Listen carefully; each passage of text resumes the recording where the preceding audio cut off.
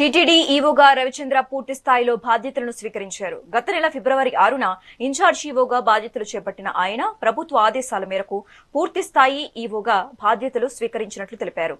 గత నెల రోజులుగా ఆలయానికి సంబంధించిన వివిధ శాఖల అధికారులతో చర్చలు జరిపారు. ఆలయ వ్యవహారాలపై సమగ్ర అవగాహన పెంచుతున్నట్లు రవిచంద్ర తెలిపారు. సామాన్య భక్తుడిగా ఆలోచిస్తూ భక్తులకు మెరుగైన సేవలు అందించేందుకు ఇప్పటికే పలు సూచనలు స్వీకరించినట్లు చెప్పారు. భక్తుల విశ్వాసాన్ని మరింత పెంచేలా కృషి చేస్తామని టీటీడీ ఈవో రవిచంద్ర వెల్లడించారు. తీసుకోమని ఆర్డర్స్ ఇవ్వడం జరిగింది. అందుకు ఈ రోజు ఇక్కడ పూర్తి స్థాయి యోగ బాధ్యతలు తీసుకునే అదృష్టం కలిగింది. గత నెల రోజుల్లో వివిధ వర్గాలతో మాట్లాడుతూ చాలా నేర్చుకున్నాము.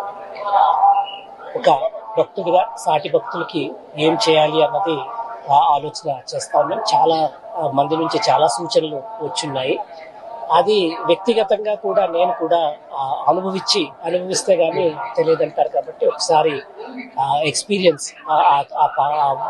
వివిధ మార్గాల ద్వారా వెళ్ళి ఏం ఎగ్జాక్ట్ గా జరుగుతుంది తెలుసుకుని భక్తులకి ఒక మంచి స్పిరిచువల్ ఎక్స్పీరియన్స్ కలిగేటట్టు, సుఖంగా దర్శనం అయ్యేటట్టు, ప్రశాంతత దొరికేటట్టు, ప్రసాదాలు కానీ అన్నీ కూడా మంచిగా అందరికీ మంచి అనుభూతి కలిగేటట్టు చేయాలని అనుకుంటున్నాం.